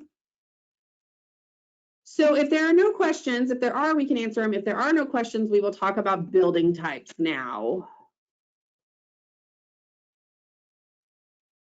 I think we're good to talk about building types. Okay, thanks. So the two documents that we're going to use are the links are there, but it's the HUD document that's referenced in the utility allowance rule. That's the one you see on your left with the HUD logo in the middle. And then the other one is the additional resource that's available in the HUD model instructions. So they kind of work together, but we are going to lean mostly on this one that's on the right-hand side of your screen. That kind of drills it down into just 5 building types. So you can see here, this is the current HUD model building types. There are single family houses. That is a house that has its own door. It has walls around it. It is not attached to another house. Single family attached is going to be a duplex, a townhome, a row house, a fourplex where it is 4 units side by side or in a square, but there's nothing on top of those. It's not 2 units on the ground floor and 2 units above. That is going to be single family attached. Low-rise apartment is going to be an apartment that has 2 on the bottom and 2 on the top, or 1 on the bottom and 1 on the top, where it is a unit stacked on top of another unit, or 2 units stacked on 2 other units. And then the larger apartment buildings, 5+, that is going to be apartment buildings that are 5 or more units, and they need to be multiple stories. So if you have 20 units, but they're all one big row, that's not 5+, that's single family attached. The 5+ has to be that they are stacked. It has to be a multi-level building for your property. And then manufactured homes is exactly what it says, and it is going to be a mobile home. And I think we only have 1 property that falls under that. So currently, we use the HUD guidance as shown on this slide to determine the appropriate building type. So if you've got a duplex, you're going to use this second little photo over here, and you're going to say, okay, that's single family attached. Number 3, I'm going to go over here, single family attached, number 3. That's what you're going to select as your building type in the HUD model. And I want to reiterate, If the multi-story building where there's units on top of other units has less than 5 units, the department is going to calculate it based on low-rise 2 to 4 units. If it has more than 5 units, 5 or more units, we are going to calculate it based on 5 plus. I had a monitor reach out to me last week. They said, hey, I think we have a building issue for this property. This particular owner had been submitting annually apartments 5 plus and I think it was single family attached. Well, in looking at all the photos available, they should all be single family attached. There is nothing that meets the requirement for apartments 5 plus. That is an issue of noncompliance on that owner. That is not an issue of noncompliance on the department. We are only issuing utility allowances that are as good as the information provided. And if the owner provides the wrong utility allowance building type, or green discount doesn't meet that background, that kind of thing, that is the owner's responsibility to maintain. So if you are not sure of your building type, let's have a conversation. Let's look at some photos. And if you see that the building type on the HUD model that we issue is not what you know your building type to be, then you need to reach back out to us within 5 days. So compliance groups and ownership groups, you guys need to be talking to those on-site folks quicker. And you need to be sure that everybody is aware of what the building types are. Maybe have a photo album for each property. I know that seems cumbersome, but that way you can reference that if there is ever a question of what building type to use. And if that HUD model comes back and it's got a different building type than what you know to be true, you need to let us know within 5 days so that we can get it corrected. So now, unless there are questions, we're going to talk about buildings with the multifamily direct loans in them. Are there any questions, Nicole? No, ma'am, we're good to keep going. Okay, so if you are a development with a multifamily direct loan fund issued by the department, you may use any methodology except the PHA method, with the exception of Home ARP. Home American Rescue Plan may use the PHA method with annual approval, but it can't be a property that also has home match units or home units. You may not combine methodologies if you have a multifamily direct loan program at your property. You must use the department issued or approved utility allowance for all units, even voucher holders. The housing tax credit buildings in which there are units under the multifamily direct loan program are considered HUD regulated, and the only allowable utility allowance is that one that is issued for the multifamily direct loan program. For developments that have multifamily direct loan funds that are not issued by the department, you must use the issued or approved UA for all units, even voucher holders, that comes from your multifamily direct loan provider. So if you have Corpus Christi home funds, you need a utility allowance from Corpus Christi for their home program. The housing tax credit buildings in which there are units under that multifamily direct loan program are considered HUD regulated, and the only utility allowance is the one issued under that multifamily direct loan program. If you have department issued multifamily direct loan funds and you do not submit a utility allowance by October 1st, we are going to calculate the utility allowance for you sometime after October 1st.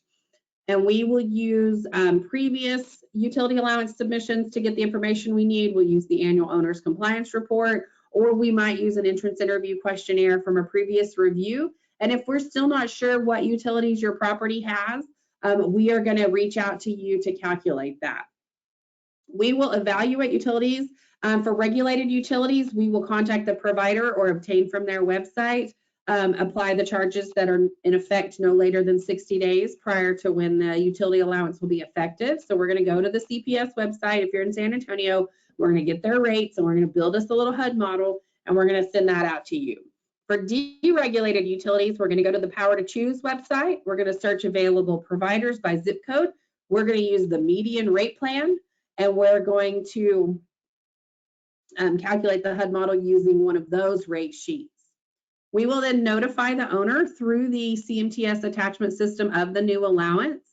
The owner is given a 5-day grace period to report errors related to the physical characteristics of the buildings and utilities paid by the residents. So if you guys get those and you're like, hey, wait, we are not apartments 5 plus, we are duplexes, and and we need to have our building type changed, you need to reach back out to us. If you're like, hey, this utility allowance includes gas and we don't charge for gas, this is wrong. You need to reach out to the monitor that issues that within 5 days so that we can correct that.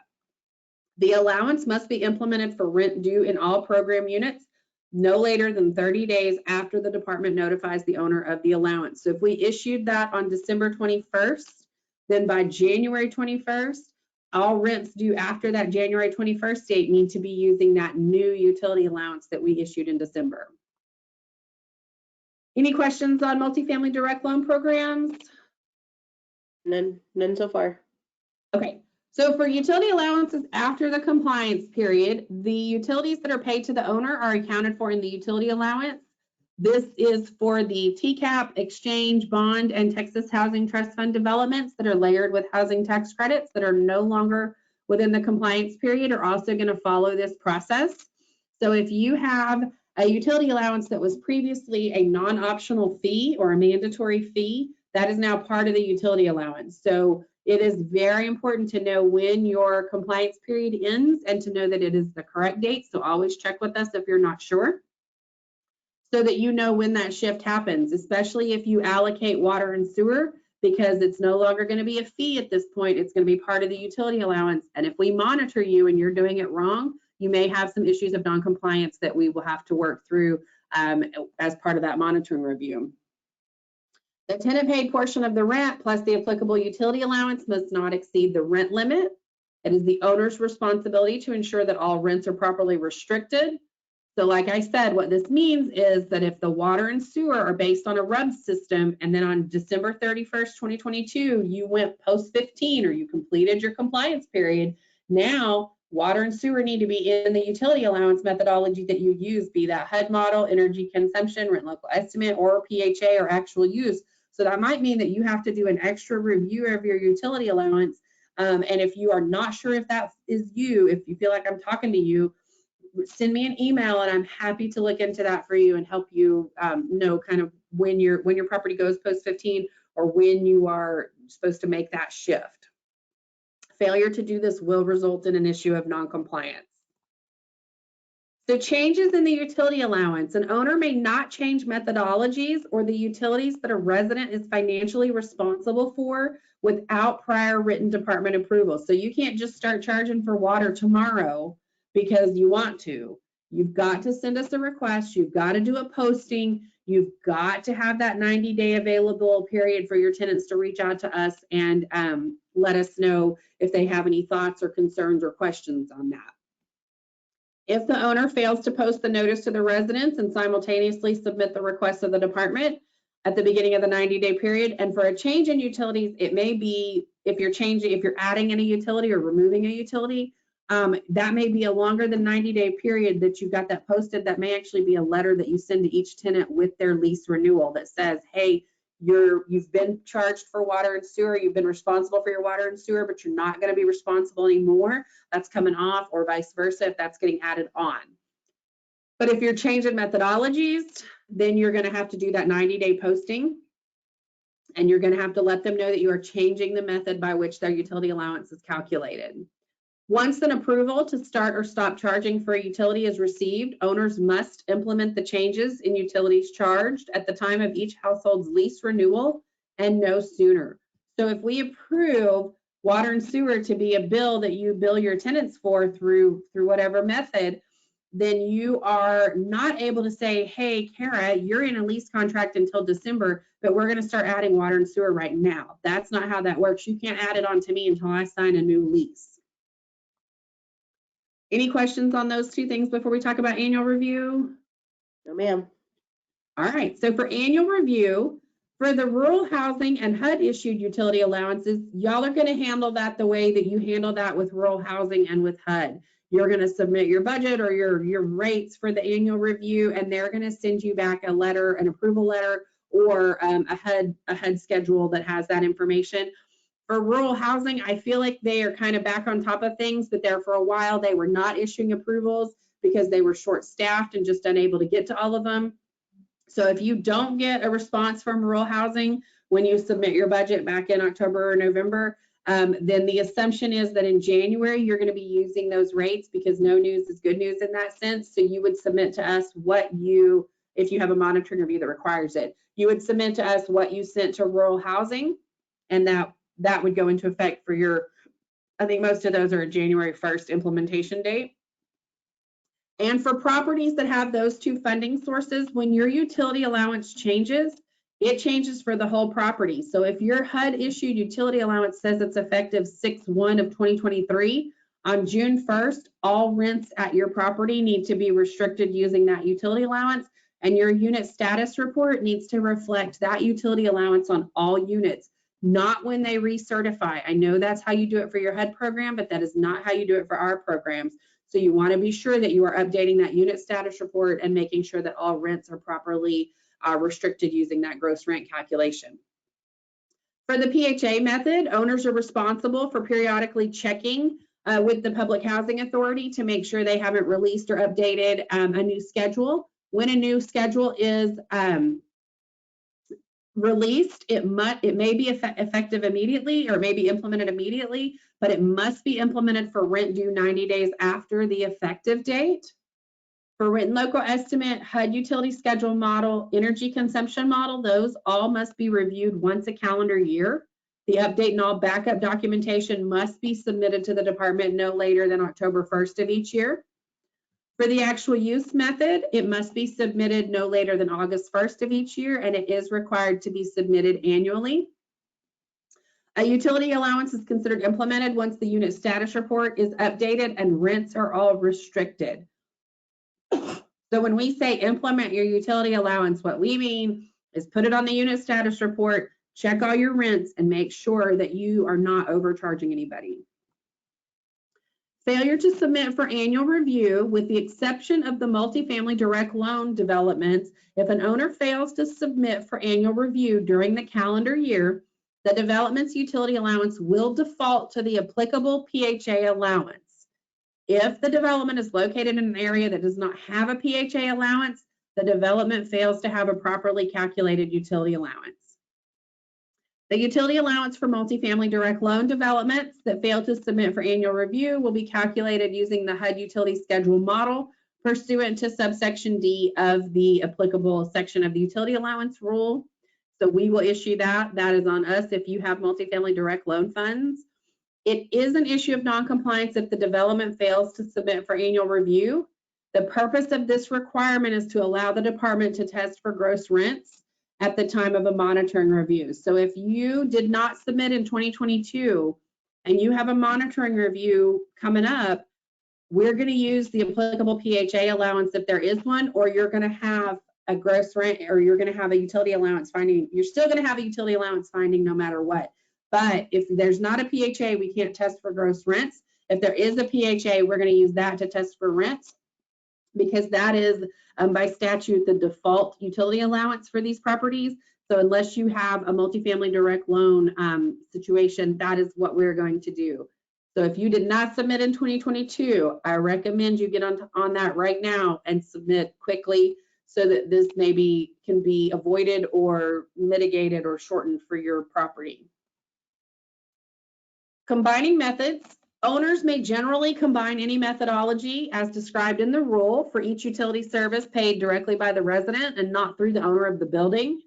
So if the residents are responsible for electricity and gas, an owner can use the PHA allowance to determine the gas portion of the allowance and the HUD model to determine the electric portion. Rural housing and HUD regulated buildings, including those that are HUD regulated by multifamily direct loan funds, are not allowed to combine methodologies. And you need to be careful because the PHA allowance has one requirement and the HUD model has a different annual requirement. So you want to be sure that you're tracking those if you combine methods at your property. When there are multiple HUD programs in a building, if the building is covered by multifamily notice H 2015-4, this is a project-based section 8, or receives assistance from rural housing, the applicable utility allowance for every rent restricted unit is the utility allowance by that program. If the building has department multifamily direct loan funds, then the applicable utility allowance for every rent restricted unit is the UA that's approved by the department, even if the building has project-based vouchers and public housing. That's different than project-based Section 8. If the building has multiple HUD programs that are not covered under that public notice 2015-4, and the building does not have department MFDL funds, then it is up to the owner to tell us which utility allowance they are using. Tenants with housing choice vouchers in a HUD regulated building will not use the PHA utility allowance. They will always use the allowance approved by the HUD program. Are there any questions before we talk about applications? No, ma'am. Okay, so if the application includes rural housing, that's the utility allowance. You do not have to email us to say, hey, can I get an approval? You're going to tell your group when you're building that application, you're going to tell them, hey, we have rural housing. Here's what the utility allowance is going to be. If the application includes HUD regulated buildings for HUD programs other than an MFDL program, the applicable utility allowance is going to be that HUD issued utility allowance and no other. That is another one you do not have to submit to us. Also on that application questionnaire, if you are doing a HUD loan 221D4, I believe is what it is, that does not drive your utility allowance. That does not drive rent restrictions. So do not mark yes to HUD funding on that. If the application includes multifamily direct loans from the department, applicants may calculate the utility allowance within the TAC 614 with regards to the written local estimate, energy consumption model, actual use, or the HUD model. Those can be included. If you have home ARP, you can use the PHA method, but you've got to submit for approval on that one for that program only. If the application includes federal funds from a unit of local government, but not from the department, applicants are required to request in writing the utility allowance from the awarding jurisdiction. So if you're applying and you're going to have City of Houston home funds, but not from the department, you're just going to have housing tax credit from the department, then you need that Houston home funds utility allowance for your application. You don't need one from us or from the department. For all other applications, applicants may calculate the utility allowance in accordance with any of the methodologies. You will submit those methodologies with the exception of the PHA method unless you are a home ARP development, and we will issue an approval letter. Be aware that if you do your application using the wrong PHA at your first monitoring review, that is going to be an issue of non-compliance that's going to have to be addressed. So you want to be sure that you are using that right PHA. So if you're in the city of Dallas, you're not using Dallas County because it's a little bit lower. You're using the City of Dallas Housing Authority for that utility allowance. So you will email in those submissions when you have an allowance or a utility allowance at application, and we will get to those within 21 days, but no earlier than 90 days from when the application is due. Generally, we try to get to those as quickly as we can, but sometimes it does take us the full 21 days because we've got some other work obligations that we've got to do. So please keep that in the back of your mind when you're submitting these so that you don't get into a panic moment because it's due in 5 days. All utility allowance requests related to applications of funding must be submitted directly to the UA application email address you can see on your screen. Requests not submitted to that email address will not be recognized. You will need to include the utility allowance questionnaire for applications along with all required backup based on the methodologies. If the owner wants to change from a UA other than what was used at underwriting your application, they must submit documentation for department approval at a minimum 90 days before they start leasing activities.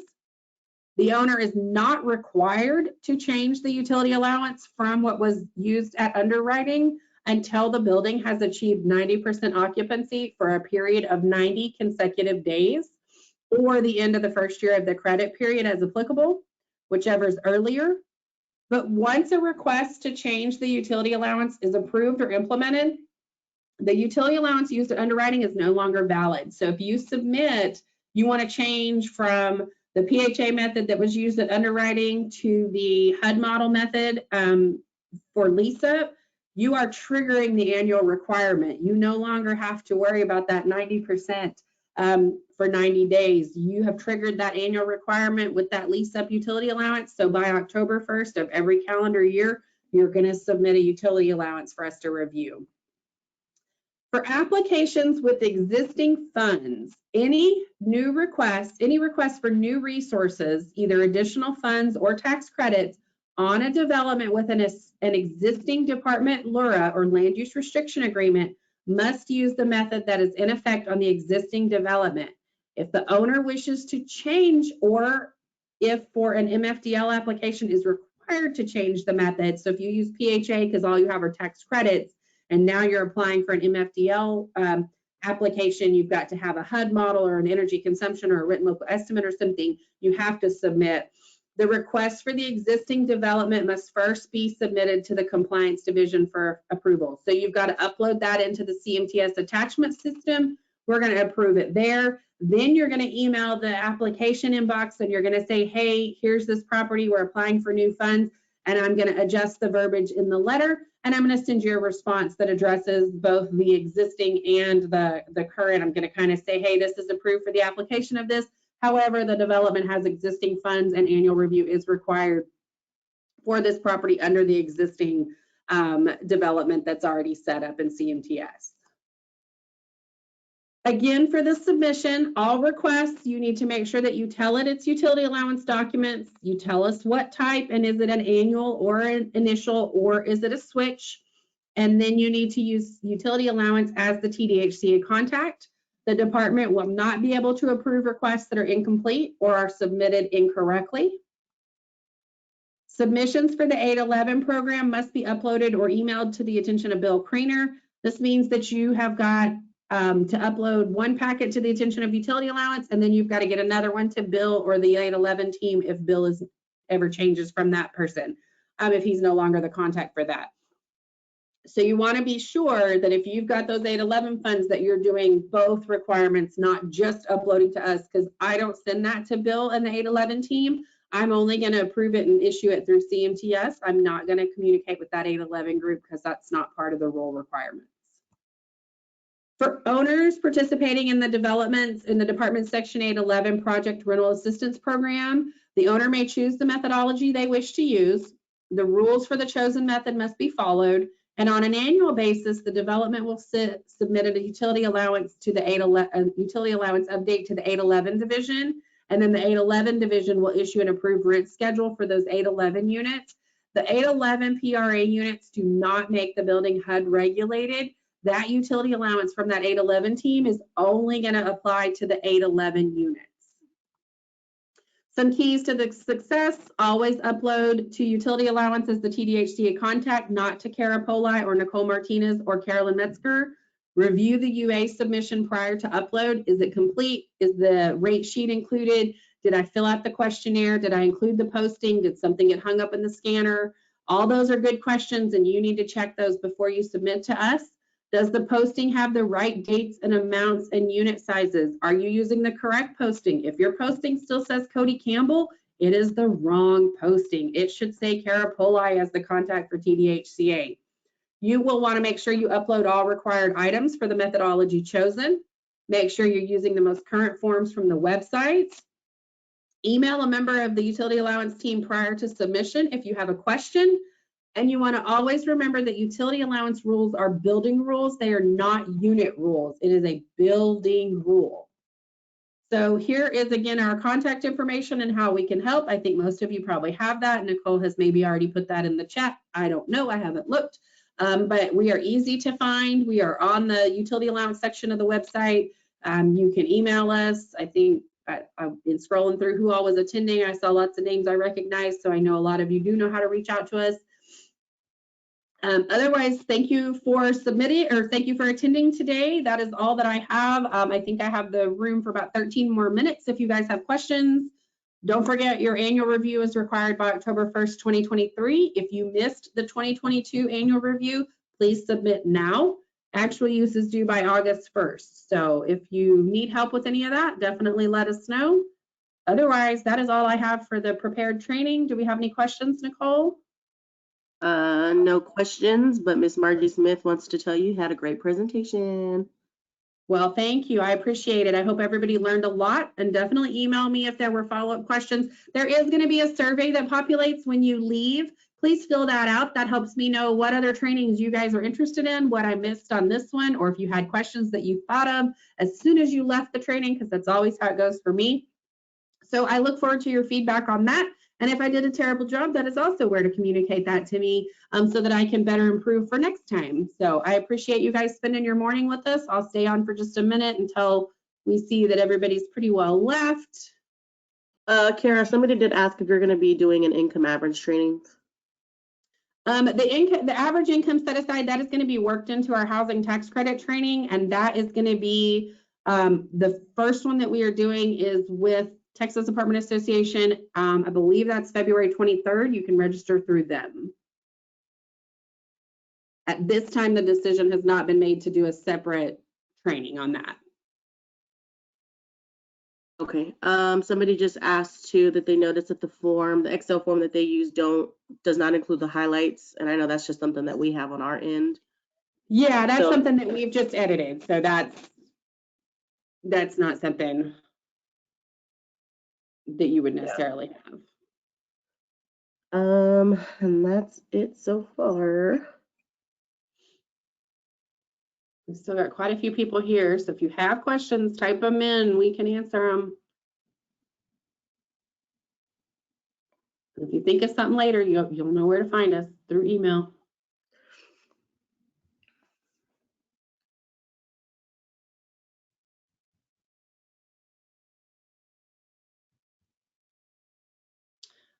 All right. Any questions coming through, Nicole, or you think we're good to close it out?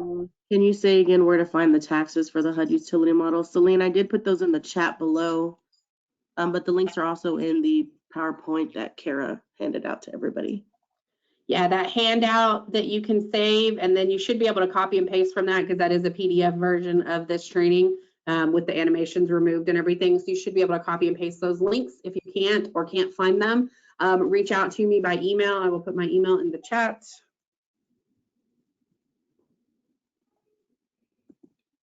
Oh, I forgot how to spell.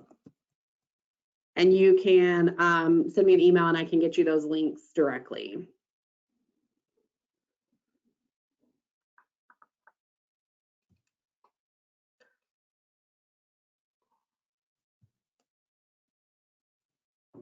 All right. There's another one that came in. Okay. You can read those now, right? Since you don't have the presentation of it. I can. Let me scroll to it. So at a previous company, I had post 15 properties. We implemented RUBS and included in utility allowance calculation, but the approval letter always says as long as you are not using RUBS, even though you have been advised. So that approval letter, yes, we really need to update that for post 15 properties, Amber, but you're correct. You're doing that correctly. The training on February 23rd is the housing tax credit training. And that should be a revised training from what you guys have seen before. So hopefully lots of good new information, lots of, kind of a revamp. And then on February 16th, we have income determination training through Texas Apartment Association. If you have any staff members or, housing partners that might benefit from that as well. And you can find all those registrations at the TAA.org.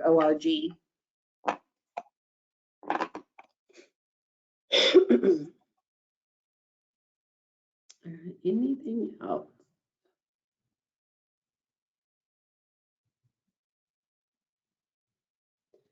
All right, well, I am seeing lots of folks leaving. So I'm going to go ahead and end this. And this recording will be posted online within the next week. And if you have any questions, follow up. You can fill out the survey or you can email us with any of your questions. Thank you guys for spending your morning with us. Have a great day. Bye-bye.